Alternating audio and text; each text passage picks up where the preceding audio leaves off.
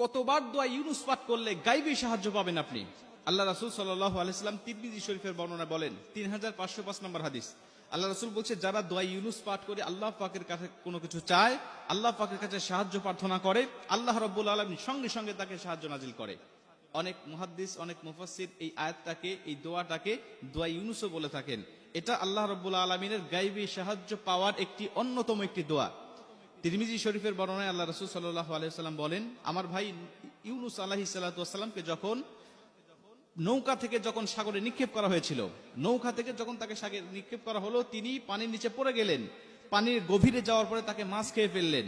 তিনটা অন্ধকারের মধ্যে তিনি পড়ে গেলেন, পানির অন্ধকার, মাছের অন্ধকার, রাতের অন্ধকার। তিনটা অন্ধকারের মধ্যে থাকলেন, কোথাও কোনো সাথী ছিল না, তার কাছে কোনো সাহায্য করার মতো কোনো মানুষ ছিল না। তিনি জানতেন যে আমাকে আল্লাহ পাক ছাড়া কেউ সাহায্য করতে পারবে না। তখন ইউনুস আলাইহিস সালাতু ওয়াসসালাম আল্লাহ পাকের কাছে দোয়া ইউনুস পাঠ করতে লাগলেন। তিনি বলতে থাকলেন, লা ইলাহা ইল্লা আনতা সুবহানাকা ইন্নী কুনতু মিনাজ জালিমিন। হে আল্লাহ, তুমি ছাড়া কোনো মাবুদ নাই, তুমি মহান, তুমি পবিত্র। আল্লাহ, আমি জালিম হয়ে গিয়েছি, আমি নিজের উপরে জুলুম করেছি। আল্লাহ, তুমি ছাড়া সাহায্য করার মতো আমার কেউ নাই।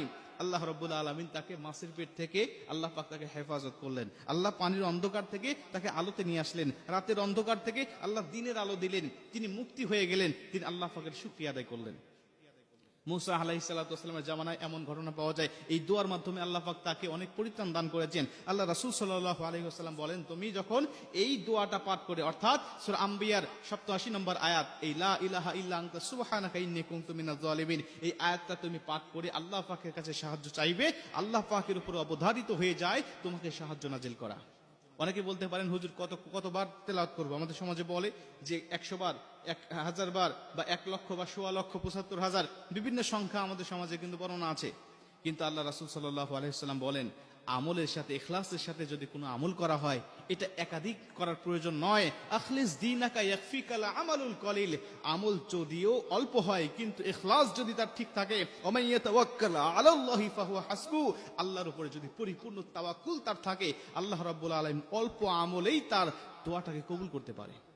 আপনি একবারও যদি আপনি ইখলাসের সাথে পাঠ করতে পারেন, একবার যদি আপনি ইখলাসের সাথে আদায় করতে পারেন যে আল্লাহ রাব্বুল আলামিন অবশ্যই আমাকে সাহায্য করবেন, এই আশা আপনার উপরে আছে, আল্লাহ পাকের উপরে আছে, এই বিশ্বাসটুকু যদি আপনার অন্তরে থাকে যে আল্লাহ, তুমি ছাড়া তো সাহায্যকারী কেউ নাই, তুমি তো কোরআনের মধ্যে ওয়াদা দিয়েছো, তুমি তো বলে দিয়েছো, তাতানাজ্জালু আলাইহিমুল মালাইকা আল্লা তাখাফু ওয়া লা তাহজানু ওয়া আবশিরু বিল জান্নাহ, আল্লাহ তুমি ফেরেশতা দিয়ে আমাকে সাহায্য করার ওয়াদা তুমি দিয়েছো, আল্লাহ তুমি আমাকে সাহায্য করো, আল্লাহ এই বিপদ থেকে তুমি আমাকে রক্ষা করো, আমার দেওয়ালে পিঠ থেকে গেছে, কেউ আমাকে হেফাজত করার মতো নাই, আমি ঋণে জর্জরিত হয়েছি, আমি কষ্টের মধ্যে পতিত হয়েছি, আমাকে সমাজের মানুষ দেখতে পারে না, আমি অনেক সমস্যার সম্মুখীন হয়েছি, আল্লাহ তুমি না চাইলে আমাকে কেউ এই সমস্যা থেকে পরিত্রাণ দিবে না, আল্লাহ তুমি আমাকে পরিত্রাণ দাও।